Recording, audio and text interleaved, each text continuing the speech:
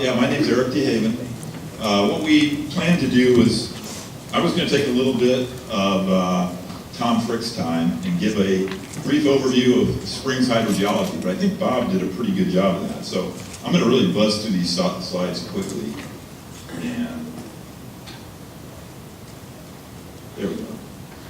A little delay. As Bob mentioned, the Florida Aquifer is one of the most productive aquifers in the world. There's really three main aquifer systems in the state of Florida: the superficial, the intermediate aquifer system, and the Florida aquifer system. As far as springs goes, the Florida aquifer system is the main player. There are very few springs in the other aquifer systems. And the other important thing that you need to understand about the Florida aquifer system, besides being very prolific, is it is divided into a confined and unconfined system. Some areas, some people consider semi-confined. This area right here is our unconfined system. That's where the majority of our springs are located, in our unconfined systems. Now, this is a general cross-section of the Florida aquifer in these unconfined areas: superficial sands, followed by a pretty massive sequence of limestone, which is where our Florida aquifer is at. There can be some of those green areas, or it can be some semi-confining units. And then the underlying confining bed is really an evaporite deposit of gypsum and anhydrite. And the lower Florida aquifer can have measurable amounts of water that can be used for supply, and that's currently being investigated in a lot of areas in the middle part of the state. The unconfined nature of the Florida aquifer leads to something we call karst topography. I'm sure a lot of you have heard karst, the term karst before. Karst is really a limestone that is highly weathered, and you can see these various pictures. There's conduits. The surface of the limestone, when you strip off the overburden, can be very pock-marketed. Sinkholes, this was a classic picture of a drill rig flying into a sinkhole. And this right here is actually a core sample that we took. You can see that the aquifer itself is much like a sponge. I hear a lot of reference to underground rivers. As a geologist in Florida, that kind of offends me. There are conduits that are full of water, and they don't flow like rivers do. The water in there does flow, but it's at a very slow rate. It takes many years for that water to sometimes move through those conduits. And then also that gives rise to our 33 first magnitude springs that you can see on the diagram to the left. One thing that is key about springs is springs have defined recharge areas. And this is the Rainbow Spring within the Southwest Florida Water Management District. And this represents the change in the recharge area through time. Basically 10-year increments from 75 to 2005. So the recharge area stays fairly similar. I think when you look at the average, it's about 670 square miles. It can go as high as 830, as low as, say, 680, I think it was. But it's a relatively defined system. And each spring system, as you can see here, has, you guys watch this, it's really sensitive, has these defined spring shed areas. So it's important to recognize those when you're talking about springs. Those are recharge areas for springs. So really, to sum up the hydrogeology of springs, Florida aquifer is extremely productive, one of the most productive systems in the world. It's got karst landscapes, and we have these distinct recharge areas that are very important to understand when you're dealing with springs. So now, I don't know, who's the timekeeper? You are? Yes. So now I'm jumping into my presentation.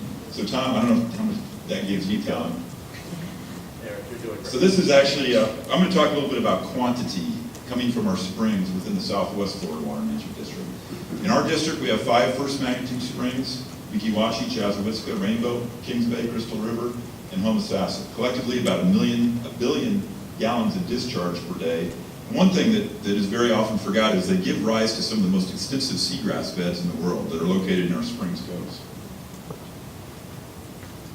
This graphic shows a summary of the flow from the springs.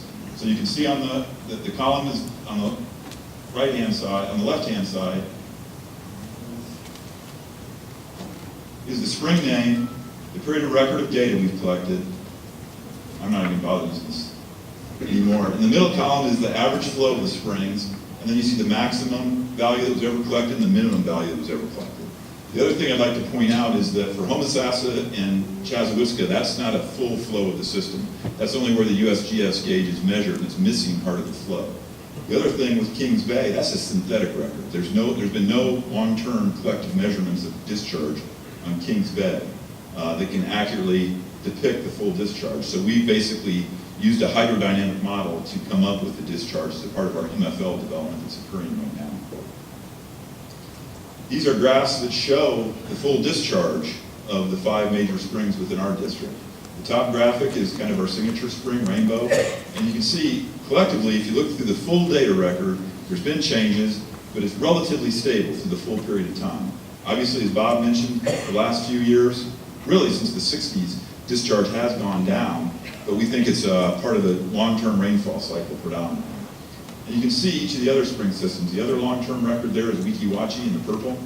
And again, you can see even on Weeki Wachee at the very end, the last few years it's definitely been on rising.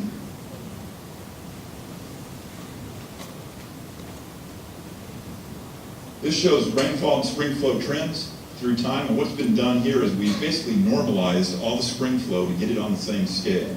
And it looks at the discharge from 1930 to 2010. And you can see collectively, all the springs, up until about the 1960s, the discharge was increasing, and then from about the 60s on to today, discharges have been decreasing.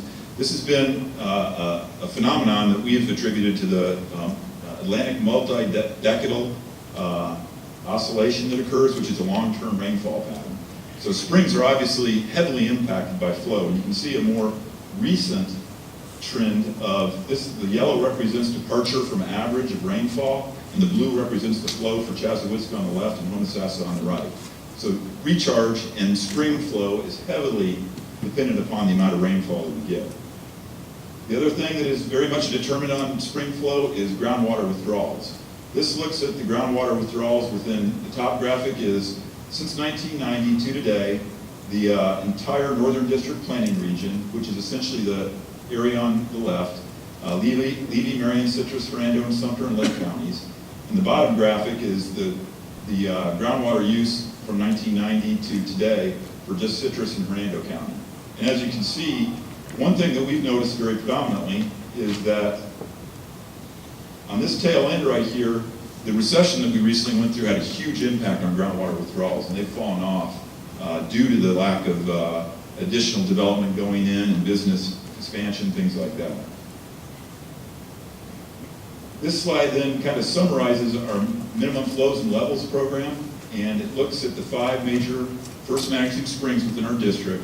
And first of all, it shows what the allowable flow reduction is based upon our MFL development. Our MFL development allows for a 15% impact before we reach significant harm. So to achieve a 15% impact, we would have to allow Rainbow to reduce by 7%. When we look at the far 2 columns on the right show the change in average annual flow attributable to groundwater use. So right now, we're thinking there's almost 1% of impact towards that 7%. So we have available freeboard. That corresponds to about 6.1 cubic feet per second of flow that's been taken up by groundwater withdrawals. And you can go through each of the springs and see. Within our district, all of our springs are currently meeting their MFLs. There's no need for recovery strategies at this time. And that also projects out to the year 2035, where we believe there's enough available water in the Florida Aquifer within our district to allow for additional groundwater withdrawals through time.